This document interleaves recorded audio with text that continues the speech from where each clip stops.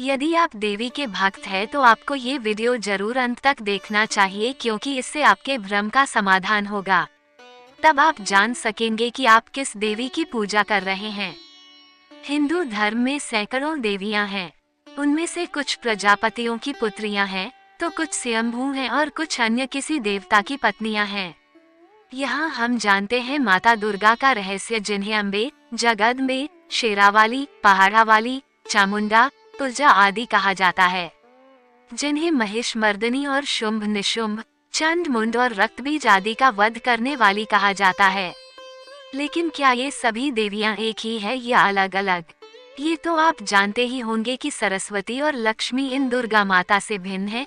लेकिन अब सवाल यह उठता है कि पार्वती भी क्या दुर्गा या अम्बे ही है? क्या काली, तारा, छिन्नमस्ता, षोडशी, भुवनेश्वरी, त्रिपुर भैरवी, धूमावती, बगलामुखी, मातंगी और कमला ये सभी एक ही माता हैं? क्या शैलपुत्री, ब्रह्मचारिणी, चंद्रघंटा, कुष्मांडा, स्कंदमाता, कात्यायनी, कालरात्रि, महागौरी और सिद्धिदात्री माता सभी एक ही है? जानिए इसका रहस्य। नमस्कार दोस्तों, आपका ही चैनल बातें ज्ञान यूट्यूब चैनल में आपका स्वागत है। कृपया चैनल को सब्सक्राइब करें, वीडियो को शेयर करें। धन्यवाद। शिव पुराण के अनुसार उस अविनाशी परब्रह्म काल ने कुछ काल के बाद द्वितीय की इच्छा प्रकट की। उसके भीतर एक से अनेक होने का संकल्प उदित हुआ।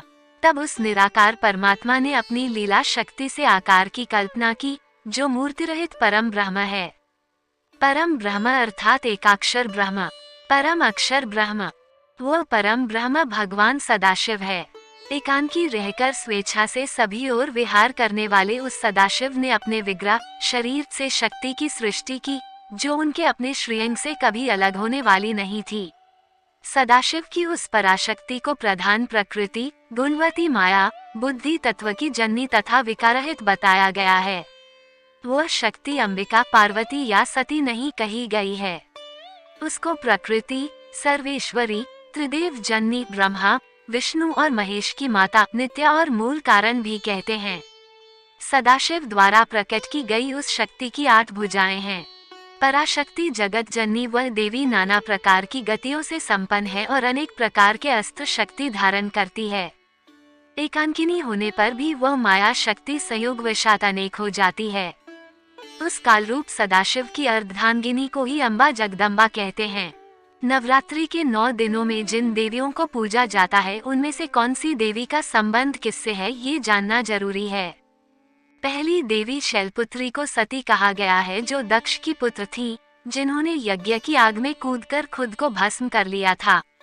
इसके बाद उन्होंने ही ब्रह्मचारिणी के रूप में दूसरा जन्म लिया और वे ही बाद में स्कंद कार्तिकेय की माता कहलाई। कठोर तप करने के कारण जब उनका वर्ण काला पड़ गया, तब शिव ने प्रसन्न होकर इनके शरीर को गंगाजी के पवित्र जल से मलकर धोया। तब वो विद्युत प्रभा के समान अत्यंत कांतिमान गौर हो उठा। तभी से इनका नाम महागौरी पड़ा।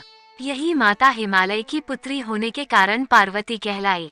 शैलपुत्री, ब्रह्मचारिणी, चंद्रघंटा, कुष्मांडा, स्कंदमाता, कात्यायनी, कालरात्रि, महागौरी और सिद्धिदात्री माता सभी एक ही है।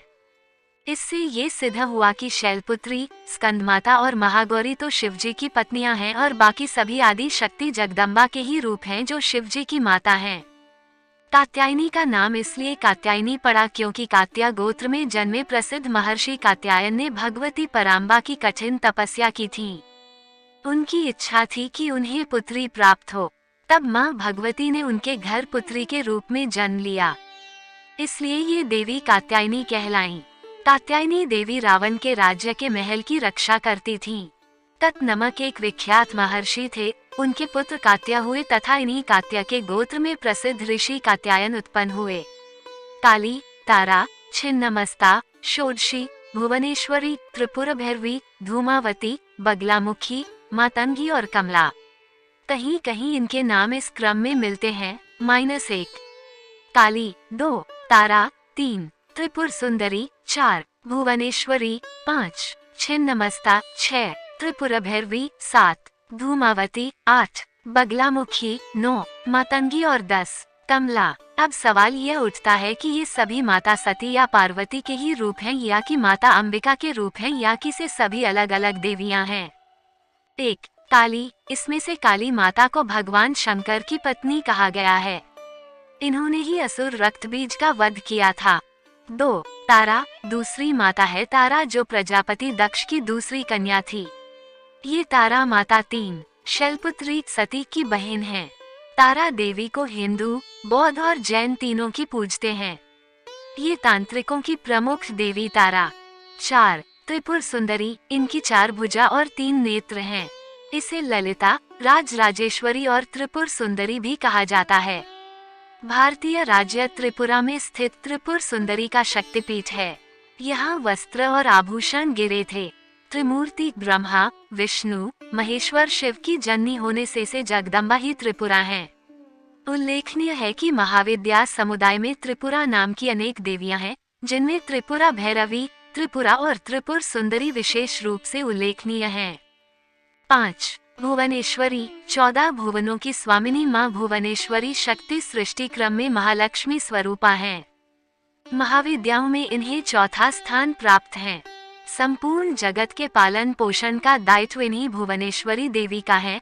परिणाम स्वरूप ये जगन माता तथा जगत धात्री के नाम से भी विख्यात हैं। प्रकृति से संबंधित होने के परिणाम स्वरूप देवी की तुलना मूल प्रकृति से भी की जाती है। काली और भुवनेशी प्रकारांतर से अभेद है। काली का लाल वर्ण स्वरूप ही भुवनेश्वरी हैं। दुर्गम नमक दैत्य के अत्याचारों से लोगों को निजात दिलाने वाली के कारण ये शाकंभरी और दुर्गा नाम से भी प्रसिद्ध हुई। देवी के मस्तक पर चंद्रमा शोभायमान है। तीनों लोकों का तारण करने वाली तथा वर देने की मुद्रा अंकुश पाश और अभय मुद्रा धारण करने वाली मां भुवनेश्वरी अपने तेज एवं 3 नेत्रों से युक्त हैं। 6. छिन्नमस्ता। ये देवी माता पार्वती का ही एक रूप है। देवी का मस्तक कटा हुए है, इसीलिए उनको छिन्नमस्ता कहा गया है। उनके साथ उनकी सहचरनी जया व विजया हैं। तीनों मिलकर उनके धड़ से निकली रक्त की 3 धाराओं का स्तवन करते हुए दर्शाई गई है। कामाख्या के बाद दुनिया के दूसरे सबसे बड़े शक्तिपीठ के रूप में विख्यात मां छिन्नमस्तिके मंदिर काफी लोकप्रिय है। झारखंड की राजधानी रांची से लगभग 79 किलोमीटर की दूरी रजरप्पा के भैरवी भेड़ा और दामोदर नदी के संगम पर स्थित मां छिन्नमस्तिके का यह मंदिर है। रजरप्पा की छिन्नमस्ता को 52 शक्तिपीठों में शुमार किया जाता है। 7. त्रिपुर भैरवी। नारद पंचरात्र के अनुसार यह माता काली का ही स्वरूप है। यह महाविद्या के रूप में 6ठी शक्ति है। त्रिपुर का अर्थ तीनों लोक। दुर्गा सप्तशती के अनुसार देवी त्रिपुर भैरवी महिषासुर नामक दैत्य के वध के काल से संबंधित हैं। त्रिपुरा भैरवी ऊर्ध्वान वाया की देवता हैं। माता की 4 भुजाएं और 3 नेत्र हैं। इन्हें षोडशी भी कहा जाता है। षोडशी को श्रीविद्या भी माना जाता है। देवी अपने अन्य नमों से प्रसिद्ध है तथा ये सभी सिद्ध योगिनियां हैं। -1. त्रिपुर भैरवी 2. कौलेश भैरवी 3. रुद्र भैरवी 4. चैतन्य भैरवी 5. नित्य भैरवी 6. भद्र भैरवी 7. शमशान भैरवी 8. सकल सिद्धि भैरवी 9. संपत प्रदा भैरवी 10. कामेश्वरी भैरवी इत्यादि। इसकी साधना से षोडश कला निपुण संतान की प्राप्ति होती है। देवी त्रिपुर भैरवी का घनिष्ठ संबंध काल भैरव से है, जो जीवित तथा मृत मानवों को अपने दुष्कर्मों के अनुसार दंड देते हैं तथा अत्यंत भयानक स्वरूप वाले तथा उग्र स्वभाव वाले हैं। काल भैरव स्वयं भगवान शिव के ऐसे अवतार है जिनका घनिष्ठ संबंध विनाश से है। धूमावती। 7वीं महाविद्या धूमावती को पार्वती का ही स्वरूप माना गया है। एक बार देवी पार्वती भगवान शिव के साथ कैलाश पर विराजमान थीं। उन्हें अकस्मात बहुत भूख लगी और उन्होंने वृषभ ध्वज पशुपति से कुछ खाने की इच्छा प्रकट की। शिव के द्वारा खाद्य पदार्थ प्रस्तुत करने में विलंब होने के कारण क्षुधा पीड़िता पार्वती ने क्रोध से भरकर भगवान शिव को ही निगल लिया। ऐसा करने के फलस्वरूप पार्वती के शरीर से धूम राशि निस्सृत होने लगी, जिस पर भगवान शिव ने अपनी माया द्वारा देवी पार्वती से कहा, धूम से व्याप्त शरीर के कारण तुम्हारा एक नाम धूमावती पड़ेगा। एक अन्य कथा के अनुसार महाप्रलय के समय जब सब कुछ नष्ट हो जाता है, स्वयं महाकाल शिव भी अंतर्ध्यान हो जाते हैं माँ धूमावती अकेली खड़ी रहती हैं और काल तथा अंतरिक्ष से परे काल की शक्ति को जताती हैं। उस समय न तो धरती, न ही सूरज, चांद, सितारे रहते हैं। रहता है सिर्फ धुआं और राख। वही चरम ज्ञान है, निराकार, न अच्छा न बुरा, न शुद्ध न अशुद्ध, न शुभ न अशुभ। धुएं के रूप में अकेली माँ धूमावती, वे अकेली रह जाती हैं, सभी उनका साथ छोड़ जाते हैं। इसलिए अर्थ जानकारी रखने वाले लोग उन्हें अशुभ घोषित करते हैं। बगलामुखी दो शब्दों के मेल से बना है, पहला बगला तथा दूसरा मुखी। बगला से अभिप्राय है विरूपण का कारण, और वकिया वगुला पक्षी, जिसकी क्षमता एक जगह पर अचल खड़े हो शिकार करना है। मुखी से तात्पर्य है मुख। देवी का घनिष्ठ संबंध अलौकिक पारलौकिक जादुई शक्तियों से भी है, जिसे इंद्रजाल कहा जाता है। देवी बगलामुखी समुद्र के मध्य में स्थित मणिमय द्वीप में अमूल्य रत्नों से सुसज्जित सिंहासन पर विराजमान है। देवी त्रिनेत्रा है, मस्तक पर अर्ध चंद्र धारण करती है, पीले शारीरिक वर्ण की है। देवी ने पीला वस्त्र तथा पीले फूलों की माला धारण की हुई है। देवी के अन्य आभूषण भी पीले रंग के ही हैं तथा अमूल्य रत्नों से जड़ित हैं। स्वतंत्र तंत्र के अनुसार सत्य युग में इस चराचर संपूर्ण जगत को नष्ट करने वाला भयानक वातक्षोम तूफान, घोर अंधी आया। समस्त प्राणियों तथा स्थूल वस्तुओं के अस्तित्व पर संकट गहरा रहा था तथा सब काल का ग्रास बनने जा रहे थे। संपूर्ण जगत पर संकट को हुआ देख जगत के पालन करता भगवान विष्णु अत्यंत चिंतित हो गए। तदनंतर भगवान विष्णु सौराष्ट्र प्रांत में गए तथा हरिद्रा सरोवर के समीप जाकर अपनी सहायतार्थ देवी श्री विद्या महात्रिपुर सुंदरी को प्रसन्न करने हेतु तप करने लगे। उस समय देवी श्री विद्या सौराष्ट्र के एक हरिद्रा सरोवर में वास करती थी। भगवान विष्णु के तप से संतुष्ट हो देवी आद्याशक्ति बगलामुखी स्वरूप में भगवान विष्णु के सन्मुख अवतरित हुई तथा उनसे तप करने का कारण ज्ञात किया। तुरंत ही अपनी शक्तियों का प्रयोग कर देवी बगलामुखी ने विनाशकारी तूफान को शांत किया तथा इस संपूर्ण चराचर जगत की रक्षा की। भारत में मां बगलामुखी के 3 ही प्रमुख ऐतिहासिक मंदिर माने गए हैं, जो क्रमशः दतिया मध्य प्रदेश, कांगड़ा हिमाचल तथा नलखेड़ा जिला शाजापुर मध्य प्रदेश में हैं। तीनों का अपना अलग अलग महत्व है। 10 महाविद्याओं में 9वीं देवी मातंगी हैं। हनुमान जी के गुरु मातंग मुनि थे, जो मातंग समाज से संबंध रखते थे। देवी का संबंध प्रकृति, पशु पक्षियों, जंगलों, वनों, शिकार इत्यादि से है तथा जंगल में वास करने वाले आदिवासियों, जनजातियों की देवी पूजिता है। देवी मातंग मुनि के पुत्री के रूप से भी जानी जाती हैं। एक बार मातंग मुनि ने सभी जीवों को वश में करने हेतु नाना प्रकार के वृक्षों से परिपूर्ण वन में देवी श्री विद्या त्रिपुरा की आराधना की। मातंग मुनि के कठिन साधना से संतुष्ट हो देवी त्रिपुर सुंदरी ने अपने नेत्रों से एक श्याम वर्ण की सुंदर कन्या का रूप धारण किया। इन्हें राज मातंगी कहा गया तथा ये भी देवी मातंगी का ही एक स्वरूप हैं। तभी देवी मतंग कन्या के नाम से भी जानी जाती हैं। देवी की उत्पत्ति शिव तथा पार्वती के उच्छिष्ट भोजन से हुई थी। इसलिए देवी का एक अन्य विख्यात नाम उच्छिष्ट चांडालिनी भी है तथा देवी का संबंध नाना प्रकार के तंत्र क्रियाओं से है। शक्ति संगम तंत्र के अनुसार एक बार भगवान विष्णु और उनकी पत्नी लक्ष्मी जी भगवान शिव तथा सती से मिलने हेतु कैलाश पर्वत गए, पर जहां शिव तथा सती जी का निवास स्थान है। भगवान विष्णु अपने साथ खाने की कुछ सामग्री अपने साथ ले गए तथा शिव जी को भेंट की। शिव तथा सती जी ने उपहार स्वरूप प्राप्त हुए वस्तुओं को खाया। भोजन करते हुए खाने का कुछ भाग नीचे धरती पर गिरा। परिणाम स्वरूप उन गिरे हुए भोजन के भागों से एक श्याम वर्ण वाली दासी ने जन्म लिया, जो मातंगी नाम से विख्यात हुई।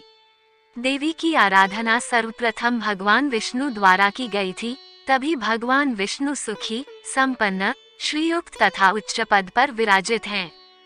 देवी की आराधना बौद्ध धर्म में भी की जाती है, किंतु बौद्ध धर्म के प्रारंभ में देवी का कोई अस्तित्व नहीं था।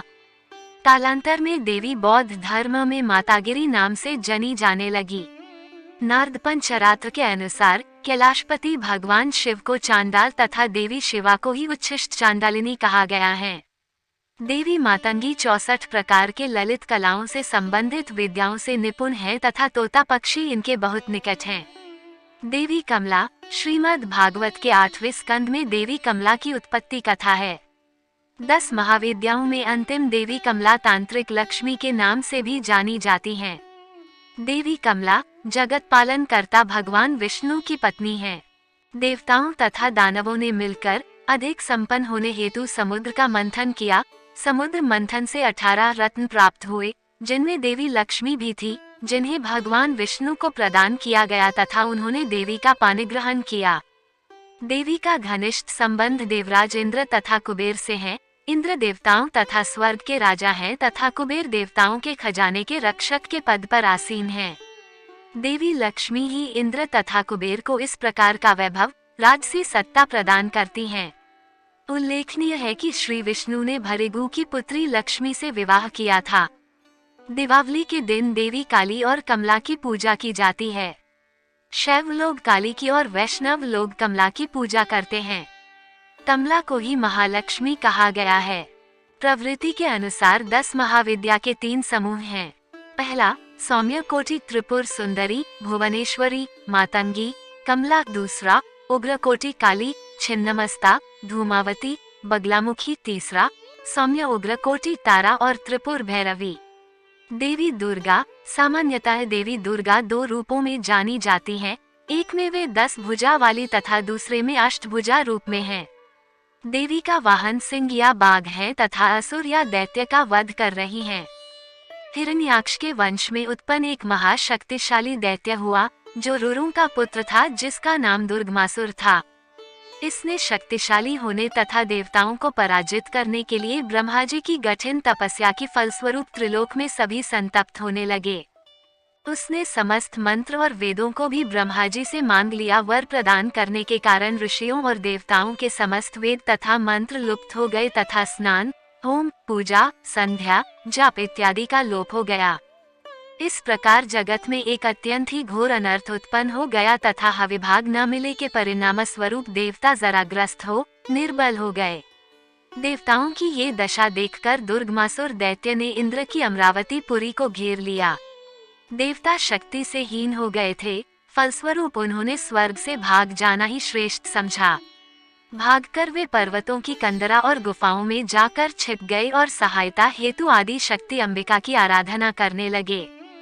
हवन होम आदि न होने के परिणाम स्वरूप जगत में वर्षा का अभाव हो गया तथा वर्षा के अभाव में भूमि शुष्क तथा जल विहीन हो गया और ऐसे स्थिति 100 वर्षों तक बनी रही। बहुत से जीव जल के बिना मारे गए, घर घर में शव का ढेर लगने लगा।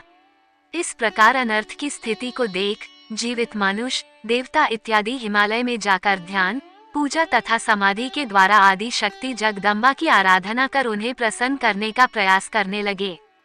इस प्रकार बारंबार स्तुति करने पर समस्त भुवन पर शासन करने वाली भुवनेश्वरी नील कमल के समान अनंत नेत्रों से युक्त स्वरूप में प्रकट हुई।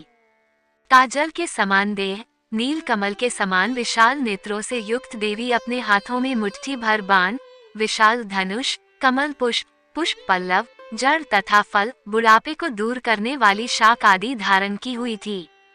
दिव्य तथा प्रकाशमान अत्यंत नेत्रों के साथ वे जगत धात्री भुवनेश्वरी समस्त लोकों में अपने सहस्त्रों नेत्रों से जलधाराएं गिराने लगी तथा 9 रातों तक घोर वर्षा होती रही।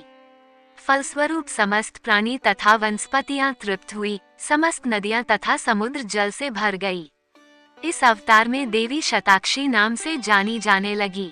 देवी शताक्षी ने सभी को खाने के लिए शाक तथा फलमूल प्रदान किए, साथ ही नाना प्रकार के अन्न तथा पशुओं के खाने योग्य पदार्थ भी। उसी काल से उनका एक नाम शाकंभरी भी हुआ। एक दूत ने दुर्गमासुर यह सभी गाथा बताई और देवताओं की रक्षक के अवतार लेने की बात कही। तत्क्षण ही दुर्गमासुर क्रोधित होकर अपने समस्त अस्त्र शस्त्र और अपनी सेना को साथ ले युद्ध के लिए चल पड़ा। दैत्यराज दुर्गमासुर ने देवता और मनुष्यों आदि पर प्रहार किया। परिणाम स्वरूप देवी ने चारों ओर तेजों में चक्र बना दिया तथा स्वयं बाहर आ खड़ी हुई। दुर्गम दैत्य तथा देवी के मध्य घोर युद्ध छिड़ गया। तदनंतर देवी के शरीर से उनकी उग्र शक्तियां देवी की सहायता हेतु प्रकट हुई।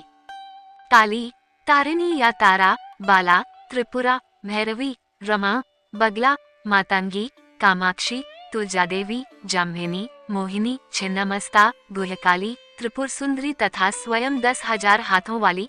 प्रथम ये 16, तदनंतर 32, पुनः 64 और फिर अनंत देवियां हाथों में अस्त्र शस्त्र धारण किए हुए प्रकट हुई।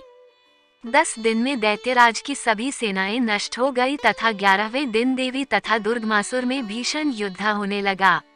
देवी के बाणों के प्रहार से आहत हो दुर्गमासुर रुधिर का वामन करते हुए देवी के सन्मुख मृत्यु को प्राप्त हुआ तथा उसके शरीर से तेज निकलकर देवी के शरीर में प्रविष्ट हुआ। इसके पश्चात ब्रह्मा आदि सभी देवता भगवान शिव तथा विष्णु को आगे कर भक्ति भाव से देवी की स्तुति करने लगे। इस प्रकार ब्रह्मा, विष्णु, शिव, अन्य देवताओं की स्तुति करने तथा विविध द्रव्यों से पूजन करने पर देवी संतुष्ट हो गई तथा दुर्गा नाम से जानी जाने लगी।